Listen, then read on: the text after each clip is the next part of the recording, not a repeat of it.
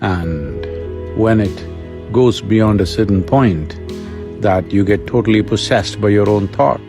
Almost 90% of the human suffering is in just this. It's my wish and my blessing that you must get out of the prison of your own mind and know the beauty of creation.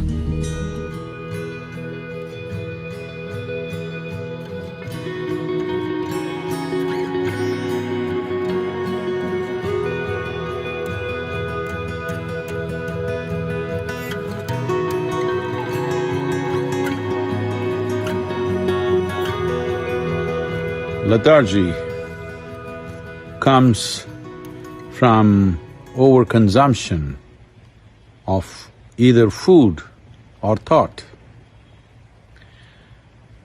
One may think how overconsumption of thought would bring lethargy, though everyone can understand overconsumption of food definitely brings lethargy. Well, if you become consumed by thought, you will see you would not like to move out of your bed.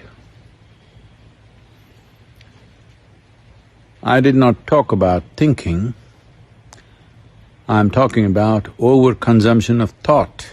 That means thought is continuously flowing without your effort, without your focus, without your intent. Once it becomes like this, you will see naturally you feel like avoiding physical activity. And when it goes beyond a certain point, that you get totally possessed by your own thought. Well, there are ugly names to describe that in medical terms. It's important.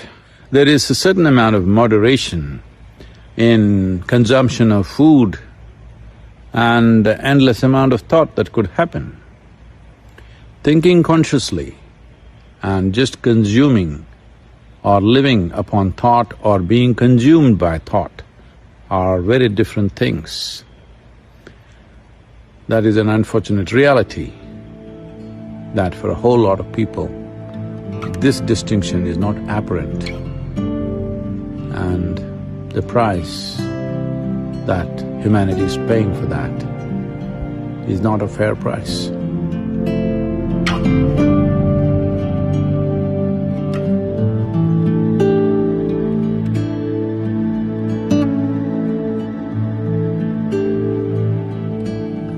The conclusions that you make in your mind will seriously impede your ability to experience life. The stronger your conclusions are, the more you get identified with it, the more the psychological reality that you have seems like existential. Almost 90% of the human suffering is in just this. You misunderstand your psychological drama to be real. It's your drama. You can play it whichever way you want. If you're a good director of drama, you would make it the way you want it, otherwise it's happening haphazardly. Well, this is the reality of existence. How beautiful it is, but most people choose to live in their mind because they have made strong conclusions and it's no more a choice as to where they live.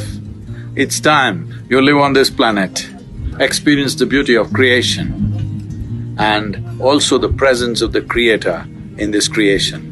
Just pay enough attention to every aspect of creation and you will see the presence of the source of creation in it. This is what you need to experience. The psychological drama is your making. It is too puny compared to the existential drama that's happening here. It's time you enjoy this. It's my wish and my blessing that you must get out of the prison of your own mind and know the beauty of creation. The most fundamental aspect that you need to take care of is that you don't make conclusions. If you do not make conclusions, the doors of your mind will not close.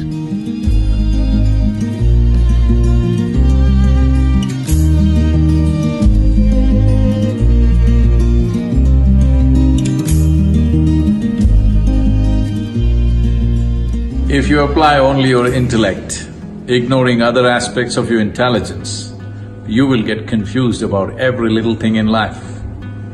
Because intellect is a cutting instrument, it's like a knife. If you want to dissect, it's a good instrument. But if you try to sew with a knife, you will be left in tatters.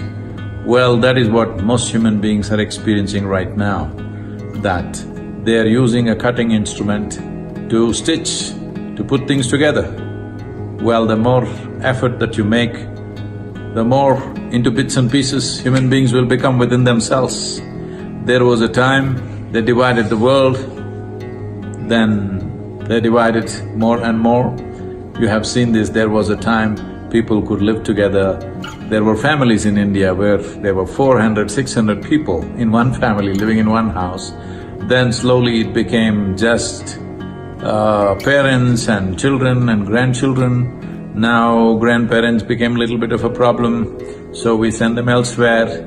Now children become a problem, we send them elsewhere. And slowly husband and wife are living in separate houses, meeting on weekends.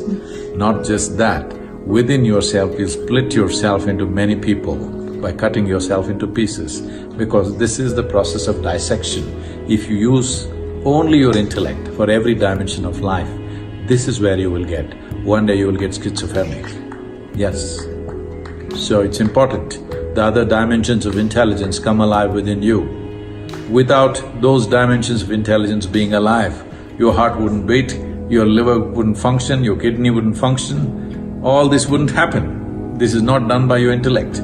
So there are dimensions of intelligence within you which must be explored and brought alive into your conscious nature.